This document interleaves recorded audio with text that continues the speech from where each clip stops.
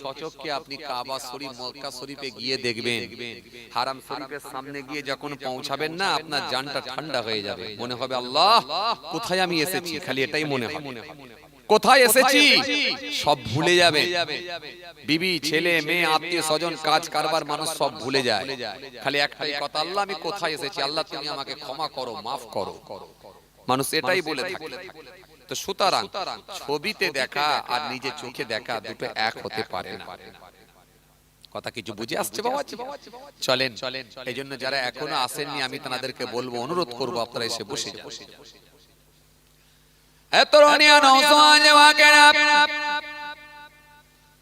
ইয়া ভাই মুরব্বিয়ানেরা, বাবারা শরীকে দিন, এটা এমন একটা মাহফিল যে জায়গায় বসেছেন খাজা গরিবে নওয়াজ, যে জায়গায় বসে বসে বয়ান করেছেন হযরতে ওসমান হারুনি হুজুর, যিনি ওয়াজ করেছেন তিনিও আল্লাহর ওলি, যিনি বয়ান শ্রবণ করেছেন শুনেছেন তিনিও আল্লাহর মাহবুব বান্দা, আল্লাহর ওলি। এটা এমন একটা জায়গায় এসেছেন, এটা এমন একটা জায়গায় এসেছেন যে জায়গায় এসে বসেছে ফুরফুরা শরীফ পীর আবু বকর সিদ্দিক রাহমাতুল্লাহ আলাইহি, দাদা হুজুর কেবলা বসে বসে ওয়াজ শুনছেন। যিনি ওয়াজ করছেন তিনি শুয়ে আছেন কলকাতার জমিনে, সফি ফাতেহ আলী ওয়াইসি রাহমাতুল্লাহ আলাইহি, তিনি বসে বসে ওয়াজ করছেন, বয়ান করছেন। যিনি ওয়াজ করছেন তিনি আল্লাহর ওলি, যিনি বসে বসে বয়ান শুনছেন তিনিও মস্ত বড় আল্লাহর ওলি। জোরে হয় না আরো জোরে? এটা এমন একটা জায়গা যে জায়গায় বসলে আল্লাহ পাওয়া যায়, নবী পাওয়া যায়, যে জায়গায় বসলে রাসূল পাওয়া যায়, দ্বীন পাওয়া যায়, এটা হলো সেই জায়গা। এই জায়গায় বসে বসে, এই জায়গায় বসে বসে ফুরফুরার পীর আবু বকর সিদ্দিক রাহমাতুল্লাহ আলাইহি, দাদা হুজুর কেবলা বসে বসে ওয়াজ করছেন। যিনি ওয়াজ শ্রবণ করছেন শুনছেন তিনি আর অন্য কেউ না, বসিরাটে জমিনে শুয়ে আছেন আল্লামা রুহুল আমিন রাহমাতুল্লাহ আলাইহি, আল্লামা নিসারউদ্দিন রাহমাতুল্লাহ আলাইহি, মাকুলের জমিনে শুয়ে আছেন, মাকুলের জমিনে শুয়ে আছেন, মাকুলের জমিনে শুয়ে আছেন সুফি আব্দুল মোমেন সাহেব রাহমাতুল্লাহ আলাইহি, পীরনগরের জমিনে শুয়ে আছেন হযরতে আব্দুল আজিজ কিরমানি রাহমাতুল্লাহ আলাইহি। সব এত বড় বড় আল্লাহর মাহবুব বান্দা, তিনারা বসে বসে বয়ান শুনছেন। যিনি ওয়াজ করছেন তিনি আল্লাহর ওলি, যিনারা বসে বসে বয়ান শুনছেন তারা প্রত্যেকে এক একজন আল্লাহর ওলি।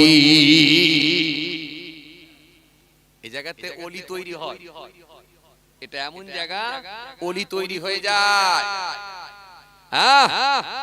শুনে নেওয়া, পাশাপাশি সেগুলোকে মূল্যায়ন করা এবং বাস্তবায়ন করা। জি, এই জায়গায় বসলে আপনি নবী পাবেন, আল্লাহ পাবেন, এই জায়গায় ওলি তৈরি হয়। কিন্তু আমরা কিছু মানুষ বুঝি না, বুঝি না, এই জায়গার গুরুত্ব কদর আমরা কমিয়ে দিই। স্বাভাবিক, কমানোটাও স্বাভাবিক। আজকে সোনার দাম যদি ৮৫,০০০ টাকা ভরি না হয়ে যদি ৫০০ টাকা ভরি হতো, গ্রামের প্রত্যেকটা মহিলা সোনা হাতে, গলায়, পায়ে সব জায়গায় পরে ঘুরে বেড়াবে। কথা বলে, গ্রামের প্রত্যেকটা মহিলা সোনা পরে ঘুরে বেড়াতো যদি ৫০০ টাকা ভরি হতো। এক একজন চার ভরি ৫ ভরি করে সোনা পরে ঘুরে বেড়াতো। আর চোর ডাকাতের উপক্রম কমেও যেত। চোর ডাকাত ভাবতো ৫০০ টাকা ভরি, তো এত রিস্ক নিয়ে লাভ কি আছে? আজকে চোর ডাকাত রিস্ক নেই কেন? 85,000 টাকা ভরি, 80,000 টাকা ভরি, কান থেকে ছিনিয়ে নিচ্ছে, গলা থেকে খুলে নিচ্ছে। মহিলারা ভয়ে আর সোনা পরা বন্ধ করে দিচ্ছে। জি, মহিলারা ইমিটেশন ব্যবহার করছে সোনার মতো দেখতে, যাতে করে সোনা না হয়। বাবা, সোনাটা আমার যা 2 ভরি আছে, 1.5 ভরি আছে, নিরাপদ জায়গায় থাক, সুরক্ষিত থাক, ভালো থাক, ঠিক জায়গায় থাক, ভবিষ্যতে কাজে লাগবে। এটা আমার একটা অ্যাসেট, থাক, গুছিয়ে রেখে সেটা নিয়ে বের করছে না কেন? এটা খুব গুরুত্বপূর্ণ জিনিস, মূল্যবান জিনিস, মূল্যবান জিনিসের মূল্য দিতে হয়। কিন্তু এই জিনিসটা যদি ভরি কম হয়ে যেত 500 টাকা, তখন সেটা আমাদের কাছে আর মূল্য থাকতো না, সেটাকে আমরা অবহেলার জায়গায় নিয়ে চলে আসতাম। সুতরাং এই মাহফিল, এই মাহফিলের যে কত কদর, এই মাহফিল যদি বছরে 5টা 7টা 10টা হতো, তখন এই মাহফিলের কদরটা আমরা বুঝতে পারতাম। আজকে মোবাইলের যুগ যদি না থাকতো, তখন দেখতেন 2 কিলোমিটার দূর থেকেও লোক এসে এখানে জলসা শুনতো। আমার বয়োজ্যেষ্ঠ মুরব্বী চাচাদেরকে আর ভালো বলতে পারবে, প্রবীণ মানুষের আরো ভালো বলতে পারবে। 20 বছর পিছিয়ে যান, 30 বছর পিছিয়ে যান, 15 বছর পিছিয়ে যান, তৎকালীন সময় একবার মনে করে দেখেন, এখানে অনেক বয়স্ক প্রবীণ মানুষেরা আছেন। জি, আছেন অনেকে যারা 2-4 কিলোমিটারও সাইকেল নিয়ে হেঁটে গিয়ে ওয়াজ শুনতে গেছে। কি কথা ঠিক কি না? আর আজকে তো আপনার পাড়ার লোকগুলোই ঠিকঠাক বেরোয় না। কথা বুঝে আসছে? আপনার গ্রামের লোকই তো ঠিকঠাক ভাবে আসবে না, কারণ সব তার কমপ্লিট, সে জানে আমার সব কমপ্লিট। চলেন, আমি আলোচনা খুব বেশি লম্বা করব না, একটু খেয়াল করেন, লক্ষ্য করেন, বোঝার চেষ্টা করেন।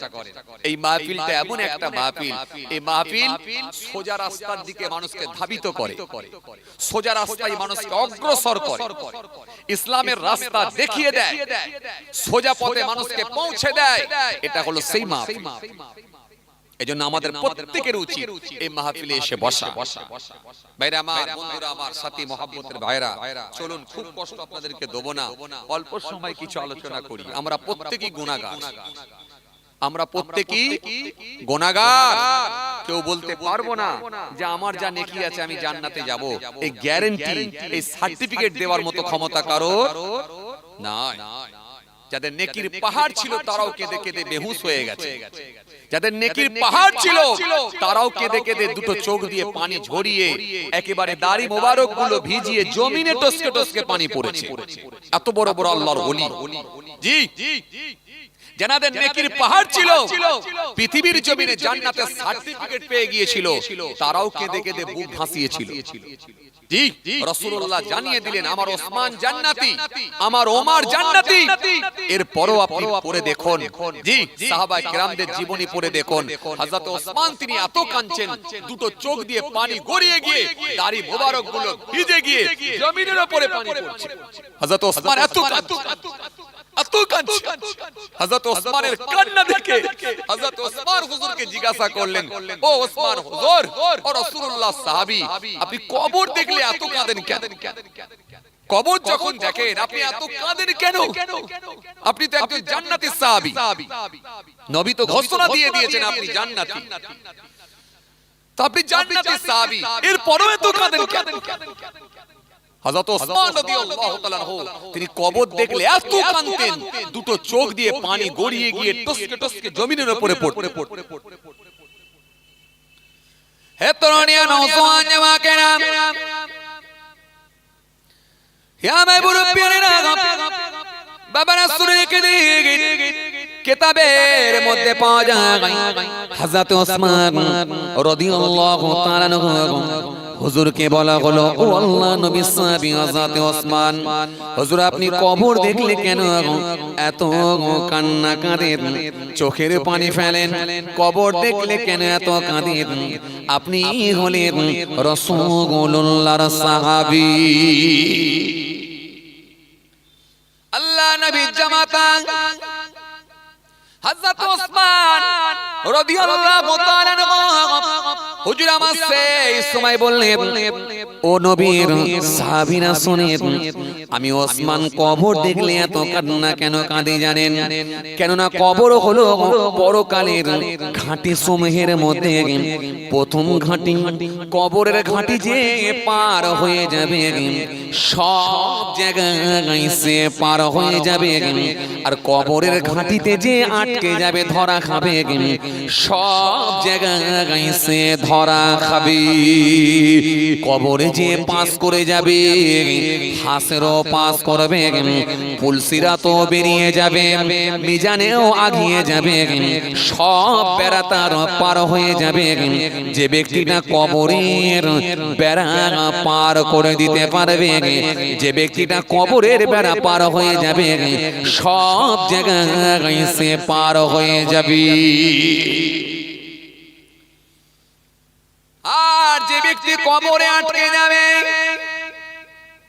যে কবরে ধরা খেয়ে যাবে, কবরে আটকে যাবে, কবরের বেড়ায় যে আটকে যাবে ধরা খাবে, সব জায়গায় সে আটকে যাবে, পুলসিরাত সে আটকে যাবে, হাসরের ময়দানে সে আটকে যাবে, কিয়ামতের ময়দানে সে আটকে যাবে, মিজানে সে আটকে যাবে, সব জায়গায় সে আটকে যাবে। কারণ কবরে যে আটকে যাবে সব জায়গায় আটকাবে। এজন্য আমি ওসমান আমার বড় ভয় হয় এ কবর আমার সঙ্গে কেমন ব্যবহার করবে। এজন্য আমি ওসমান কবর দেখলে বড় কাঁদি। কথা কিছু বুঝতে পারছেন বাবা? যে এখানে তো এমনও মানুষ আমরা বসে আছি, আমাদেরই অনেকের মা কবরে চলে গেছে, বাপ কবরে চলে গেছে, ভাই কবরে চলে গেছে, বোন কবরে চলে গেছে, নানা কবরে চলে গেছে, নানি কবরে চলে গেছে, দাদা কবরে চলে গেছে, দাদি কবরে চলে গেছে। তারা তো আর কোনোদিন ফিরে আসবে না। আমি আপনিও তো একদিন কবরে চলে যাব, আমি আপনিও তো আল্লাহর ডাকে সাড়া দিয়ে দেব। যেদিনে আমাকে আপনাকে চলে যেতে হবে আমরাও তো ফিরে আসবো না। যেহেতু কোরআন তো স্পষ্ট ঘোষণা দিয়েছে কুল্লু নাফসিন যায়িকাতুল মাউত, যেহেতু কোরআন তো স্পষ্ট ঘোষণা দিয়েছে আইনামা তাকুনু ইদরিকুমুল মাউত ওয়ালাউ কুনতুম ফি বুরুজিন মুশাইয়্যাদা। যেহেতু কোরআন তো স্পষ্ট ঘোষণা দিয়েছে, স্পষ্ট কোরআন তো জানিয়ে দিয়েছে ইযা জা আজালুহুম লা ইস্তাখিরুনা সাআতান ওয়ালা ইস্তাকদিমুন। যেহেতু কোরআন তো স্পষ্ট ঘোষণা দিয়েছে, সুন্দর করে কোরআন তো জানিয়ে দিয়েছে, সুন্দর করে কোরআন তো বলে দিয়েছে কাইফা তাকফুরুনা বিল্লাহি আকুতুম আমওয়াতান ফাহিয়াকুম সুম্মা ইউমীতুকুম সুম্মা ইউহয়িকুম সুম্মা ইলাইহি তুরজাউন। কোরআন তো এক জায়গায় নয়, একাধিক জায়গায় মৃত্যু সম্পর্কে আলোচনা করেছে। সুতরাং এই মওত তো অনিবার্য, কেউ তো মৃত্যুর হাত থেকে রেহাই পায় না, কেউ তো মৃত্যুর হাত থেকে ছাড় পায় না। আমি আপনিও তো একদিন চলে যেতে হবে, পাবো না? যে এটা তো সেই জায়গা যে জায়গায় বসলে একটু চোখের পানি ছেড়ে আল্লাহর দরবারে কেঁদে কেঁদে দোয়া চাওয়া হয়, আল্লাহ তুমি আমার বাপকে মাফ করো, আল্লাহ তুমি আমার মাকে ক্ষমা করো, আল্লাহ তুমি আমার ভাইকে মাফ করো, আল্লাহ তুমি আমার বোনকে মাফ করো। চোখের পানি ছেড়ে যখন কাঁদা হয়, আর আমার আল্লাহ ওই চোখের পানিকে কবুল করে নিয়ে, তার জবানের দোয়াকে কবুল করে নিয়ে আমার আল্লাহ ইচ্ছা করলে তাদের কাছে সওয়াবটাও পৌঁছে দিয়ে থাকেন। একটু জোরে বলতে পারেন না? একটু খুশি মনে হয় না? তো এই মাহফিলটা তো সেই মাহফিল। এই মাহফিলের প্রতি আমাদের কেন ইন্টারেস্ট থাকবে না, কেন অ্যাট্রাকশন থাকবে না, কেন এরকম মাহফিল থেকে আমরা বঞ্চিত থাকব, কেন এরকম মাহফিল থেকে আমরা দূরে থাকব? কেন? এটা তো সেই মাহফিল। এই মাহফিলের গুরুত্ব অনেক। জি জি জি জি। কারণ এই জন্য তো রাসূল কারীম সাল্লাল্লাহু আলাইহি জানিয়েছেন মান যারা কবরা আবু আইয়ি আও ওয়াহদিহি ফি কুল্লি জুমআতিন গুফিরা লাহু ওয়া কুতিবা বাররা। যে নেক ছেলেটা জুমার দিনে চোখের পানি ছেড়ে আল্লাহর দরবারে কাঁদে, নিজের বাপের কথা মনে করে, মায়ের কথা মনে করে, আমার আল্লাহ পাক ওই ছেলেটার চোখের পানিকে কবুল করে নিয়ে আমার আল্লাহ ইচ্ছা করলে ওই ছেলেটাকে নেক বান্দাদের মধ্যেও শামিল করে দিয়ে থাকে। একটু জোরে বলবে। করবেন না? নেক বান্দাদের মধ্যে আমার আল্লাহ শামিল করে দিয়ে থাকে। ওই ছেলেটা যখন কাঁদবে আমার আল্লাহ ওর ছেলের চোখের পানিকে কবুল করে নিয়ে আমার আল্লাহ ইচ্ছা করলে আমার আল্লাহ রাজি হয়ে গেলে ওই ছেলেটার চোখের পানিকে কবুল করে দিয়ে আমার আল্লাহ ইচ্ছা করলে তার মা বাপ দাদু নানা নানি যারা কবরবাসী হয়ে গেছে তাদের কাছে আমার আল্লাহ সওয়াবটাও পৌঁছে দিয়ে থাকে। এটা তো সেই মাহফিল। এই মাহফিল তো এই জন্যই দেওয়া মৃত মানুষেরা উপকৃত হন, লাভবান হন, আর জ্যান্ত মানুষ জীবিত মানুষেরা উপকৃত হন। জীবিত মানুষেরা উপকৃত হবেন, লাভবান হবেন, আর মৃত মানুষেরাও তারাও এই মাহফিল থেকে লাভবান হবেন। তাদের কাছেও আমার আল্লাহ সওয়াবখানা পৌঁছে দেবেন। এই জন্যই তো মাহফিল দেওয়া। আমরা কেন বুঝি না এই মাহফিলের কদর কত, গুরুত্ব কত? হ্যাঁ, কেন আমরা বুঝলাম না? জি, এই জন্য আমার নবী সুন্দর করে জানালেন যে মানুষগুলো কবরে চলে যায় আমি রাসূলুল্লাহ জানিয়ে দিই ওই মানুষগুলো একটা ডুবন্ত মানুষের মতো, নিমজ্জিত মানুষের মতো গুনার সাগরে হাবুডুবু খায়। আল্লাহ নবী যতক্রমে নামগুলোকে উল্লেখ করলেন, মিন আবির নিজের বাপের নিকট, আও উম্মির অথবা মায়ের নিকট, আও আখিন অথবা ভাইয়ের নিকট, আও সাদিকিন অথবা বন্ধুর নিকট, দুনিয়ার জমিনে যদি কেউ কিঞ্চিত পরিমাণ সওয়াবের সাথে দোয়া খায়ের করে দেয় আমার আল্লাহ সেটা সামান্য রাখবেন না, রহমতের পর্বত করে আল্লাহ তাদের কাছে পৌঁছে দিয়ে থাকি।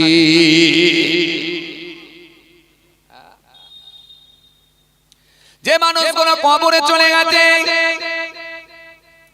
যে মানুষগুলো আল্লাহ তাকে সারা দিয়ে দিয়েছে, আমার নবী সুন্দর করে বললেন ওই মানুষগুলো আশা করে নিজের বাপের নিকট, বাপ যদি একটু দরুদ শরীফ পড়ে দেয়, একটু সূরা ফাতিহা শরীফ পড়ে দেয়, সূরা ইখলাস শরীফ পড়ে দেয়, সূরা নাস শরীফ পড়ে দেয়, বাপের নিকটে আশা করে।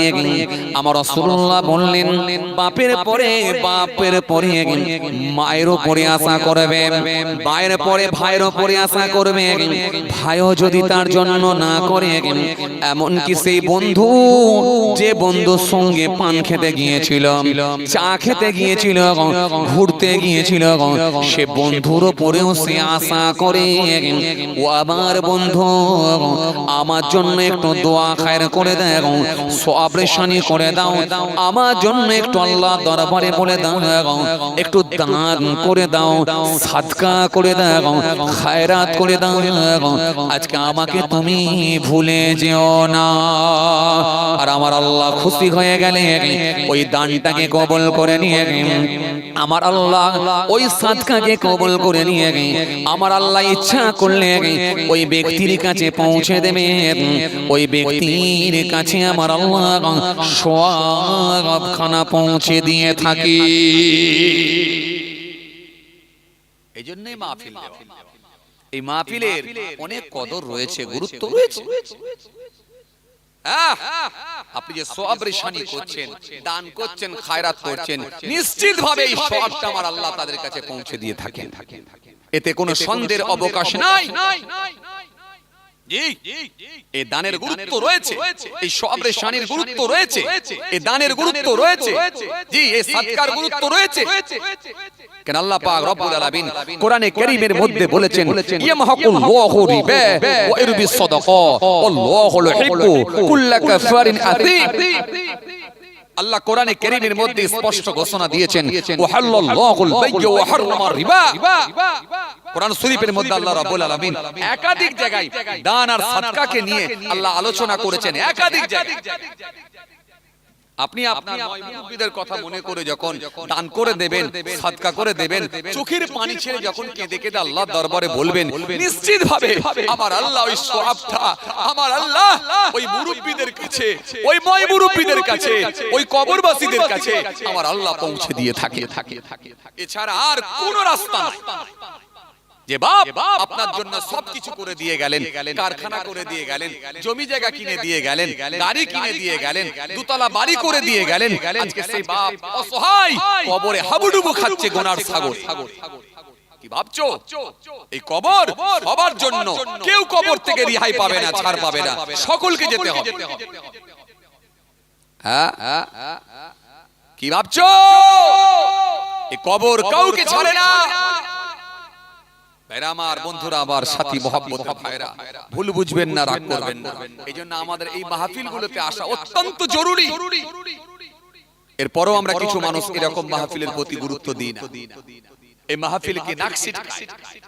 ভাইরা আমার, বন্ধুরা আমার, সাথী মহব্বতের ভাইরা, আপনি যখন আপনার মায়ের কথা মনে করে, বাপের কথা মনে করে চোখের পানি ছেড়ে কাঁদবেন, কিছু দান খায়রাত করবেন, নিশ্চিত ভাবে আমার আল্লাহ সেই সওয়াবটা তাদের কাছে পৌঁছে দিয়ে থাকবে। কেননা আমার নবীকে জিজ্ঞাসা করা হয়েছিল, আল্লাহ নবীকে জিজ্ঞাসা করে বলো, ইন্না নাতাসাদদাকু লিমাউতিনা হাল ইয়াসিলু ইলাইহিম ক্বালা ইয়াসিলু ইলাইহিম ওয়া ইয়াফরাহুনা কামা তাফরাহুনা বিল হাদায়া। আল্লাহ নবীকে জিজ্ঞাসা করা হলো, ইন্না নিশ্চয় নাতাসাদদাকু, হুজুর আমরা সাদকা করি, দান করি, খায়রাত করি। ইন্না নাতাসাদদাকু লিমাউতিনা আমাদের মৃত আপনজনদের জন্য। হাল ইয়াসিলু ইলাইহিম সেগুলো কি তাদের নিকট পৌঁছায়? নবীকে জিজ্ঞাসা করা হলো, হুজুর আমরা দান করি, সাদকা করি, খায়রাত করি আমাদের মৃত আপনজনদের জন্য, হুজুর সেগুলো কি তাদের নিকট পৌঁছায়? আল্লাহ নবী সেই সময় বললেন, ক্বালা ইয়াসিলু ইলাইহিম, হ্যাঁ আমি নবী বলি সেই সওয়াব তাদের নিকট পৌঁছায়।